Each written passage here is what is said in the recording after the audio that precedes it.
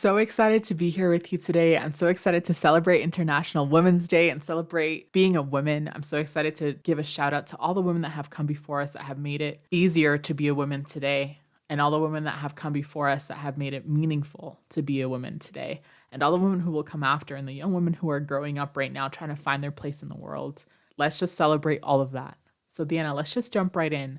What has been the biggest challenge or some challenges that you faced in your industry as a woman, and how did you overcome them?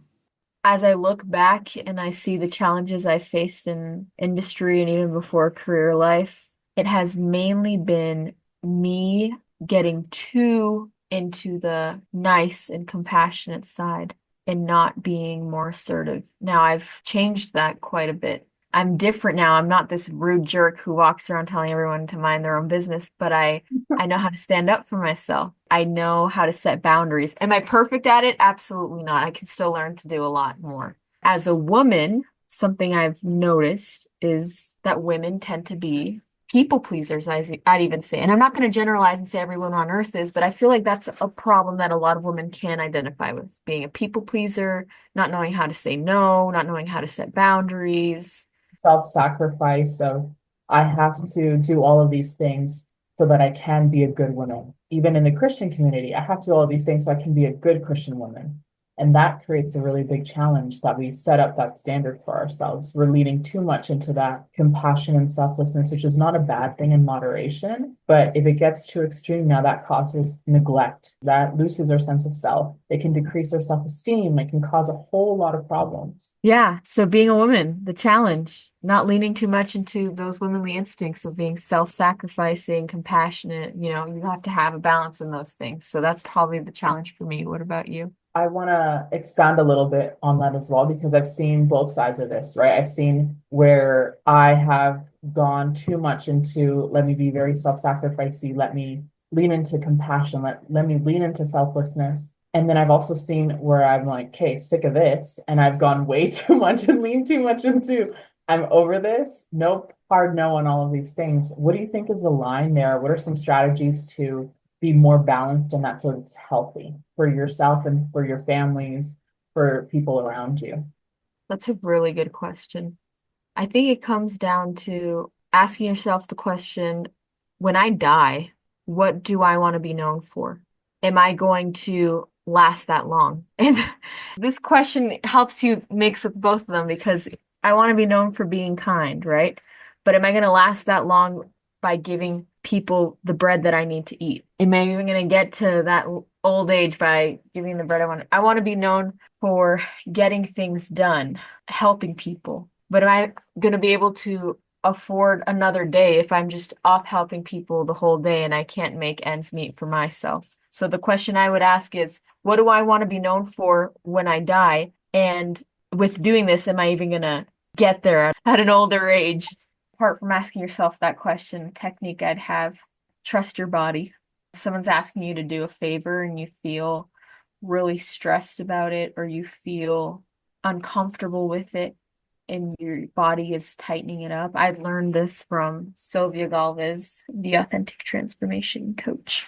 Trust your body. If you feel a certain way, follow your gut instinct. And if someone has a problem with that and says, hey, this is a simple favor. I'm literally asking you to braid my hair, or I'm literally asking you to pick up No. one extra shift. Why are you making a big deal of this? Why is your body so stressed? Your body has a reason to be stressed. You don't need to excuse yourself. It doesn't matter how simple this task is. And if, according to them, this is so simple that you shouldn't even be saying no or you shouldn't be setting boundaries in this way, then maybe they need to learn to be more understanding and think, wow, she must really have problems if she's not okay with saying yes to this. Well, let her deal with her problems. Let her sort out her problems while you fix your own problems. That is so brilliant. Who do I want to be? How do I want to operate? And what is my life expectancy if I continue to operate that way? And what would my quality of life be if I continue to operate that way? Why are you laughing at me?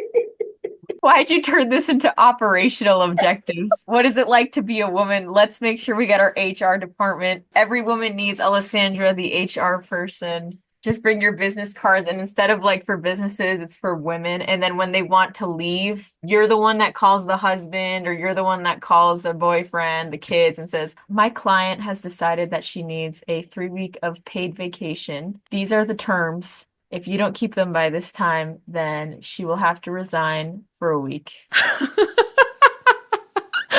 Oh my goodness, you're so funny. I love you so much. Excuse me. They need a sabbatical. I think that's important. Okay, since you touched on boundaries, I do want to expand on this a little bit more. This is such a great buzzword.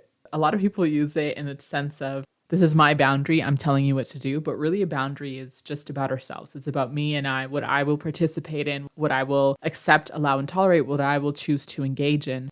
And anything besides that, where involves someone else, that then becomes a relationship agreement that you both agree to for the wellness and wholeness of the relationship. So let's talk a little bit more about the boundaries. What advice do you have for people to state their boundaries and do so in a way that fosters collaboration and it doesn't become this combative thing where people are now disputing and having a lot of conflict with each other? What are some key boundaries to have? You mentioned fostering that safety with our body. If we feel good about it, yes, we're good to go. And if our body says, I don't feel good about this for some reason, listen to that wisdom and hold back. What other advice can you give?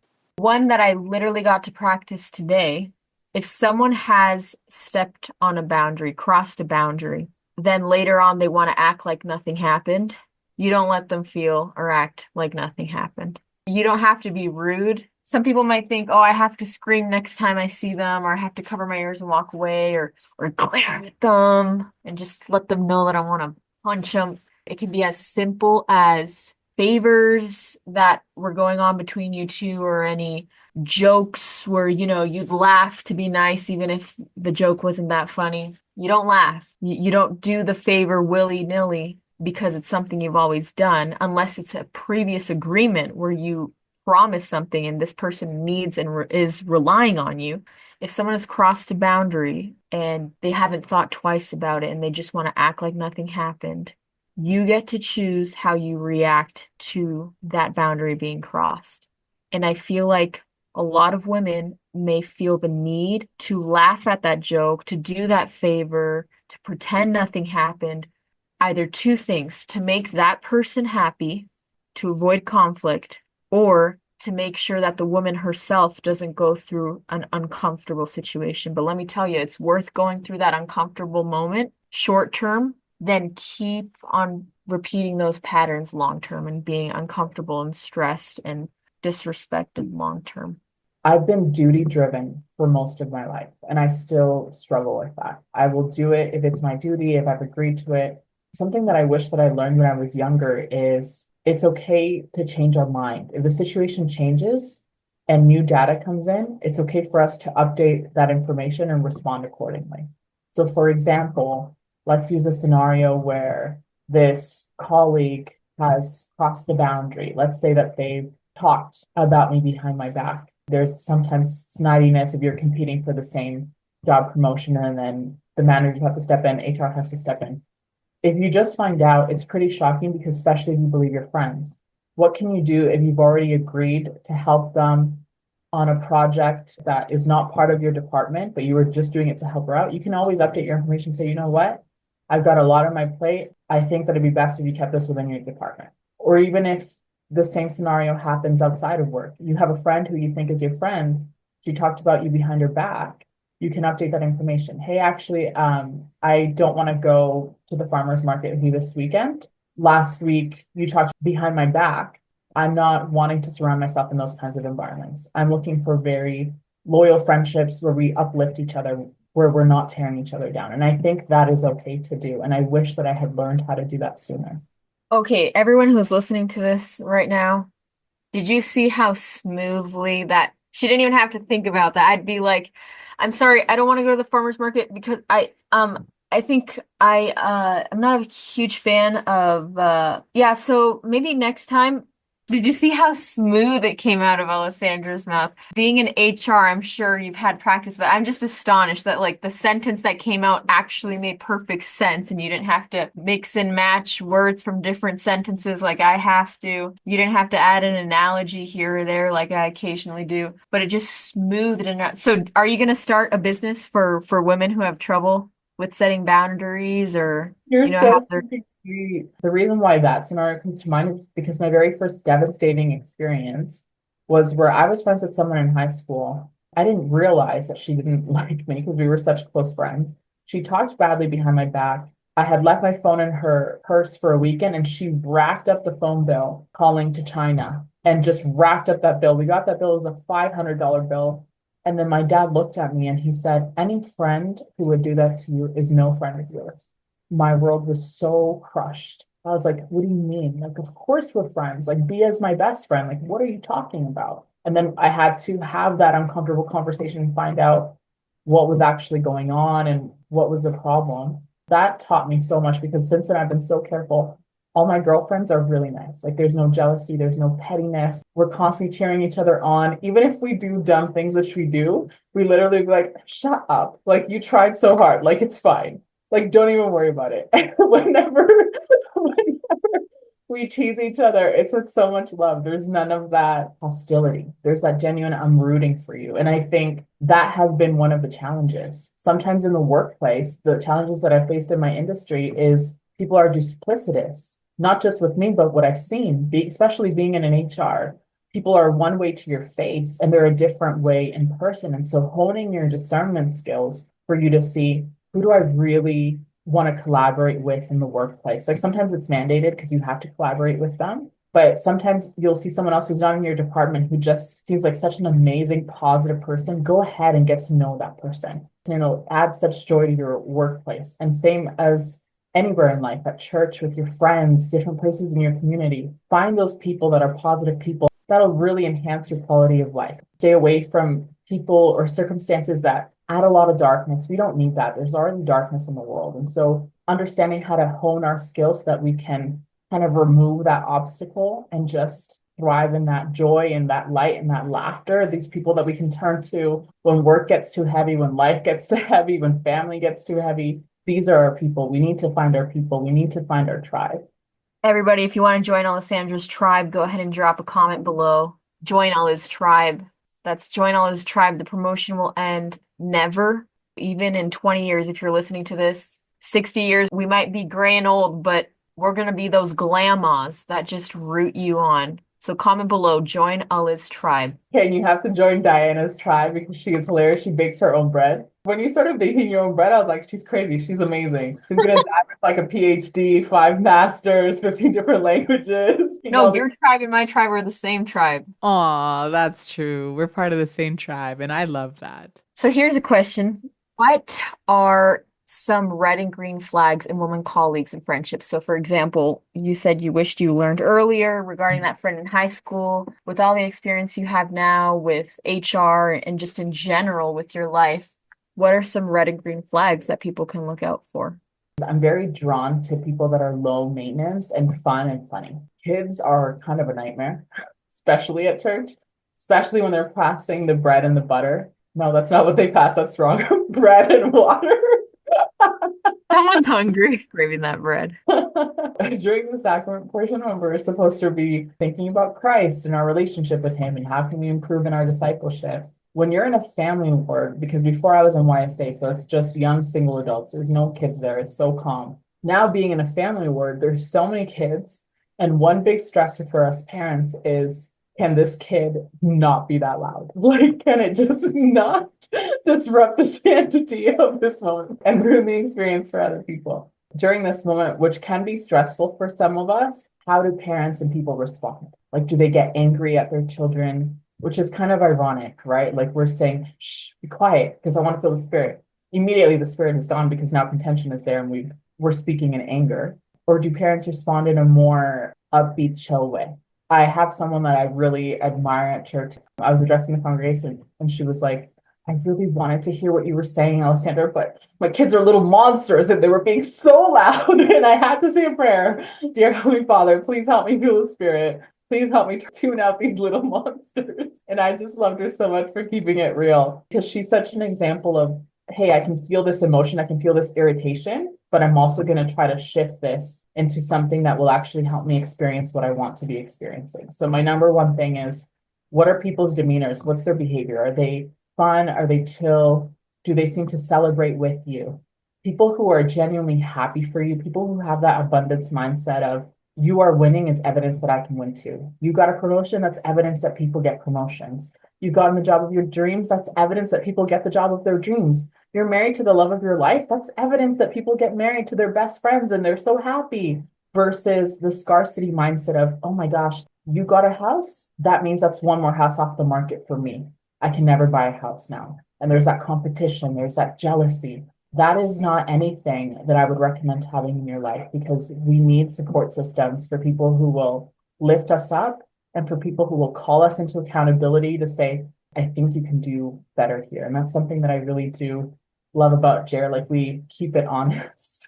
And we also sometimes make it fun when we call each other into accountability. Sometimes we like tease each other. We're like, do better, Charlesworth. And it's super cute and awesome. And other times it's like, no, seriously, like, do better. Yeah. Yeah, You better do exactly like better. that. You better do better. Or sleep with one eye open. What would be your like top two red and green flags? Oh, easy peasy. Communication. It's really hard for me to feel like someone has my back if they're not willing to be uncomfortable. One day in college, after a whole day of being out and about, I got into the apartment and I had this big black line across my forehead. And I think it was, I don't know if I rubbed up against a crayon or my mascara somehow ended up there. No one told me all day. No one told me. And I'm like, what? How? How is this possible? It's because they weren't willing to be uncomfortable. They thought maybe I'd be uncomfortable, maybe then they'd be uncomfortable, or maybe they were worried that I'd give them a dirty look. Who knows? That example can just be scaled up into big, important, deep things. Communication. You look like you're waiting for me to say the end of a joke or something. That's literally your face right now. You're just like, so green flag, if they're willing to communicate, and they're willing to be uncomfortable about anything. If something I have on my face, they don't mind if I tell them they have something on their face. They don't mind if I tell them that, hey, I caught them lying about something and I think they could do better. They don't mind telling me, hey, I caught you slacking, do better. That is such a green flag for me. And then two is being able to laugh. There's a difference here between that nervous laughter where someone's like, hi, I I just I like your shirt. And there's a difference between nervous laughter and making up laughter versus the genuine laughter, whether it's a giggle or a you're so stupid or all these different types of laughters, but they're genuine Yeah, versus forced laughter.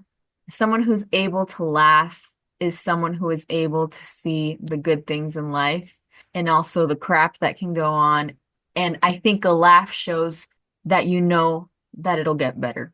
yeah, and maybe that they're comfortable together. So the reason why I looked like I was waiting for the end of your joke is because I was picturing you with the mark on your head getting to your apartment that night all day after you're like, I look so good today. And then you get there, you see the mark, and then you're like, these mofos, not a single person wanted to tell me that I had this mark on my face. Honestly. And then red flag, I think, is you kind of brought this up. If someone is not able to congratulate or celebrate with you, that's a red flag because they'll have the scarcity mindset. Sometimes it won't just be left there. It's not just going to be they'll grumble to themselves at night, but sometimes those are the people that will try to bring you down at work behind your back. They'll lie, they'll cheat, they'll do things that are not good because they have the scarcity mindset and it's based off of fear. There's Yeah. still hope for those people, you know? Yeah, there is. There's a lot of shift work to do there. You mentioned leaning into being uncomfortable and communicating. What's something that helps you be brave when you're a little bit hesitant about leaning into something uncomfortable that you know would be good for you to experience? It's a specific feeling. And it's, you know, that feeling when you get into like a diss track with someone, whether it's in high school and you're like, yo, Jimmy here, I got a good diss for you. And he's like, haha, you look like a nerd. And you're like, well, you look like a spoon. And then you go back home and you're in bed and you're thinking all night, did I really just say that he looked like a spoon? That was the stupidest thing. And then you're like, oh my gosh, you come up with this whole diss track you could have told Jimmy, but it's too late. It's gone. That is the feeling whenever I want to be bold and tell someone, even though it's uncomfortable, I really, really think of the feeling of, do I want to regret this later? Do I want to go home and think, wow, Diana, you were a huge chicken. You were fake and you said there were no problems between you guys at all. Or you laughed at that joke when in reality you're still upset that this person crossed that boundary. Or this person literally asked you to your face if everything was okay and you in your high-pitched voice said, "Yeah, of course."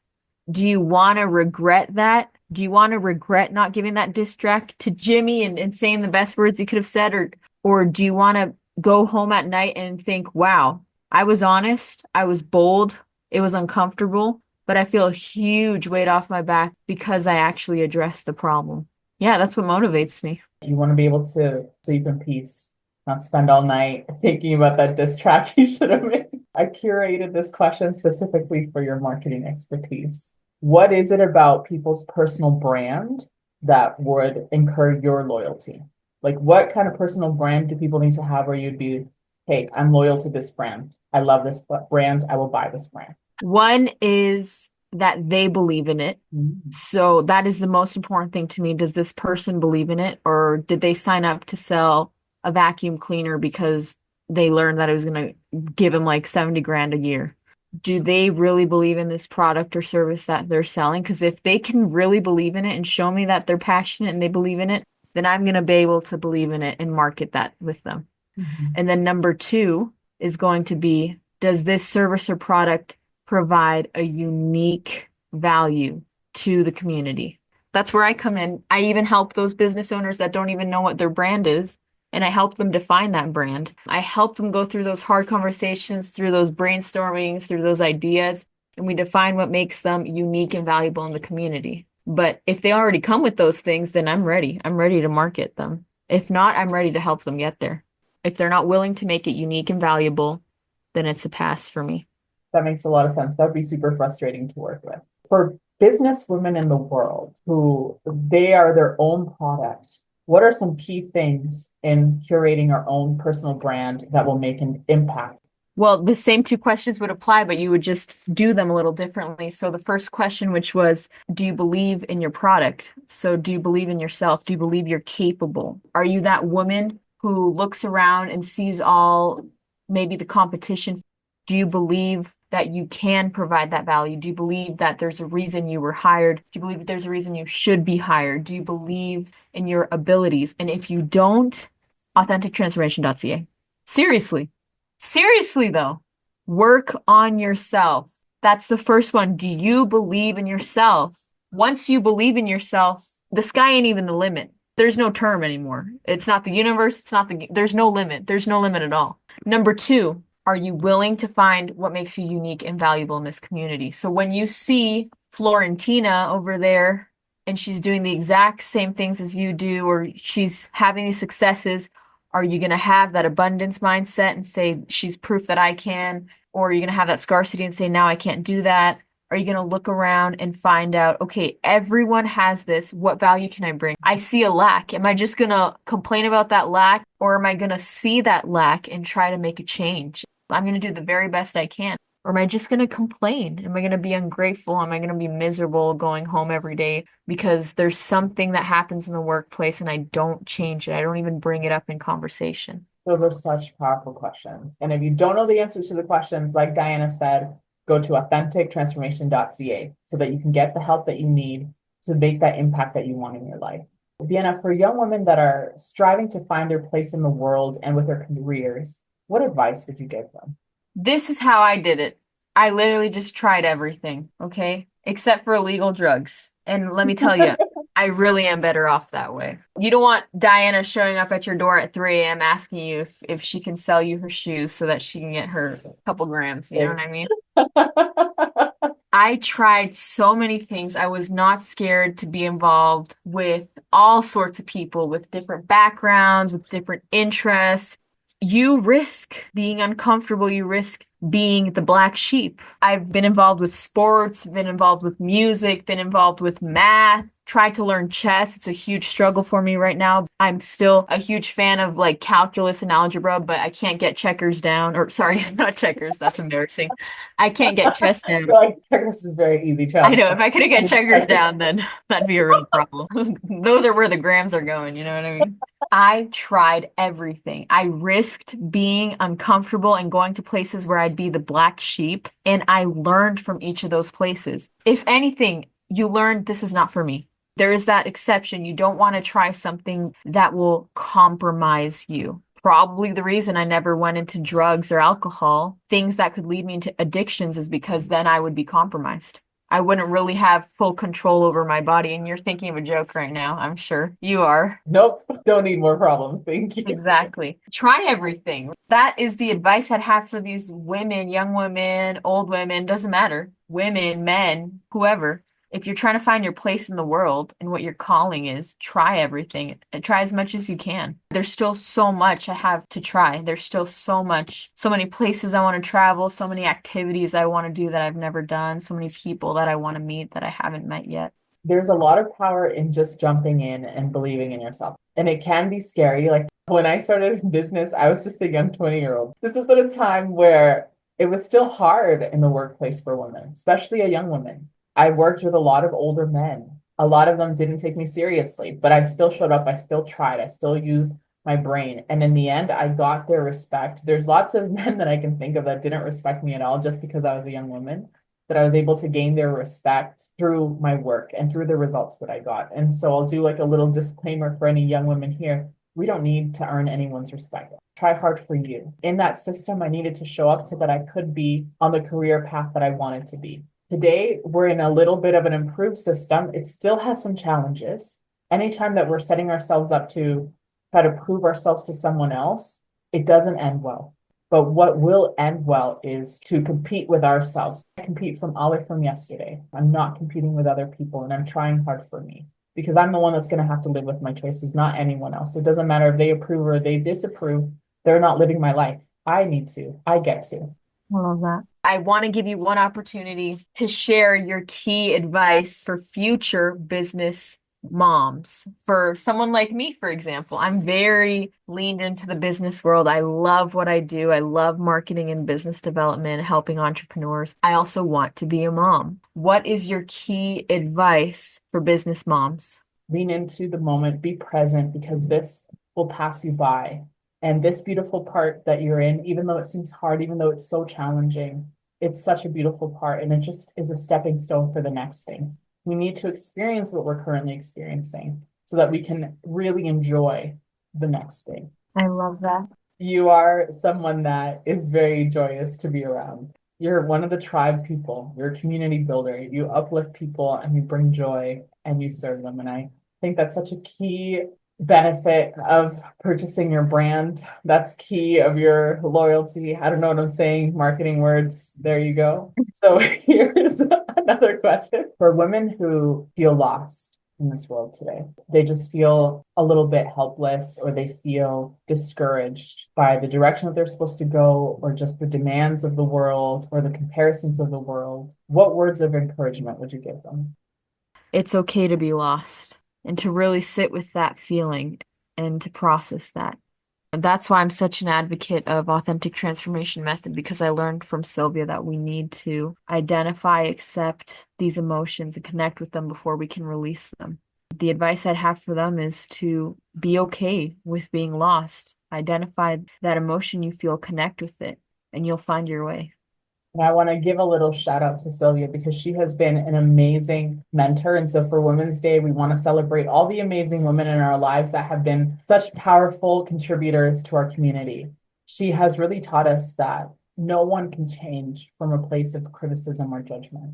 If we want to create change, if we want to create a different result in our lives or have a different impact, we need to come from a place of love and understanding. Just like Diana said, sitting with that, allowing ourselves to feel that emotion, to process what that really means for us, and then we can make a plan to move forward. I've definitely been in spots in my life where I've suppressed a whole bunch of things, and all that led to was more chaos. I would not recommend that strategy at all. Just give people one strategy to follow, to be more empowered, to create the experiences that they really want in their lives. What would you say to people? Ask themselves that question we mentioned earlier on. What do you want to be known for before you die? And will you live long enough to do it? See the top 3 things that come to mind and do something today about it. One of the things that they do today about it is to plan out either a daily or weekly time and place of working towards that goal.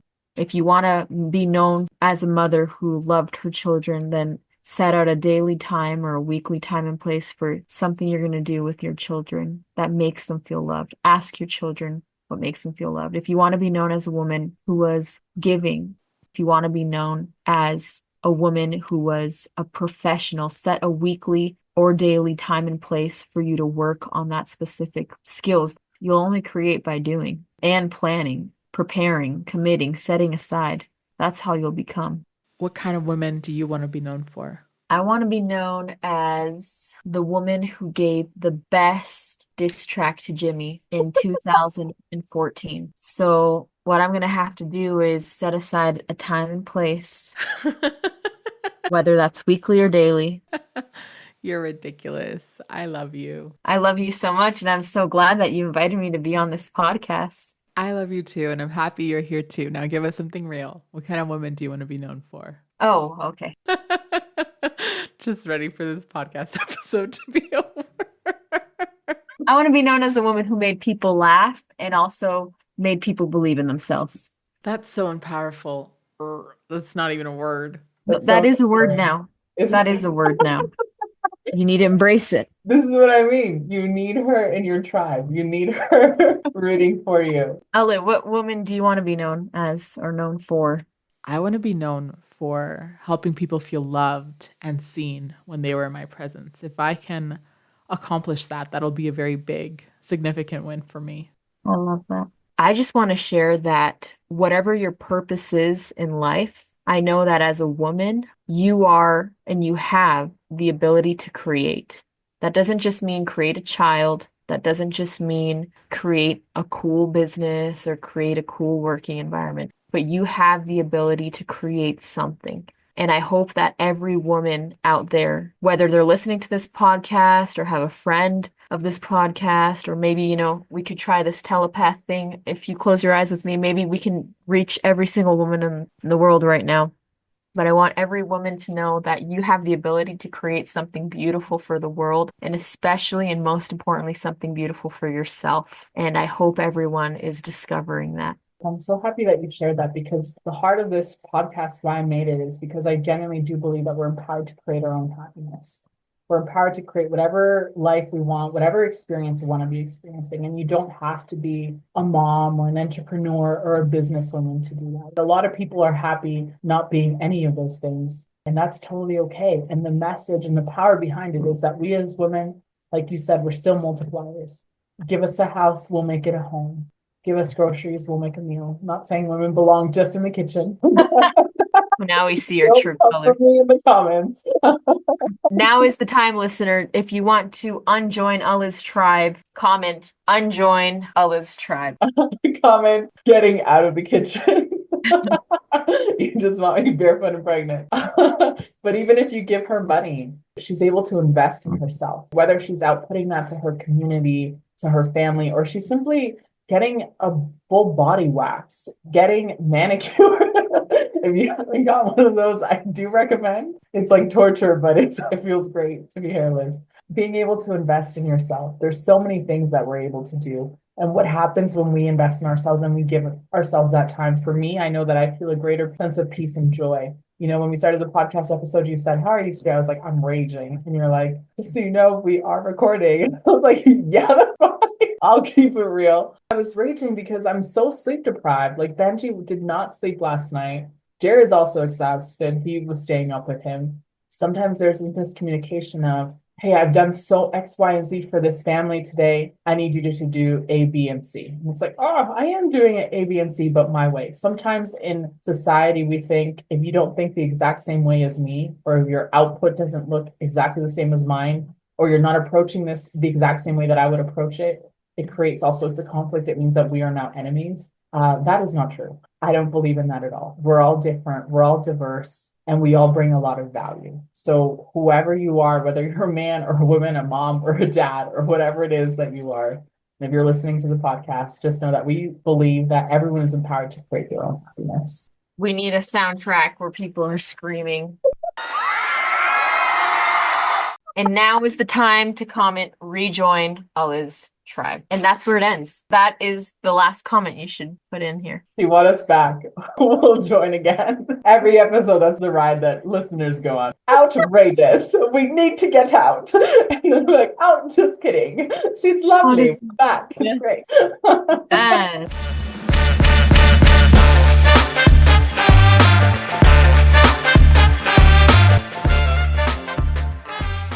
Happy International Women's Day. I was a little disheartened to find out that the mic had some problems. I'm sorry about that, but thank you for listening. Subscribe. You can always connect with me through the link tree in the show notes. I'd love to hear from you. Stick around, stay around for season 5. We've got some exciting things happening. Happy International Women's Day. You are beautiful, you're gorgeous, you're powerful, and you're needed.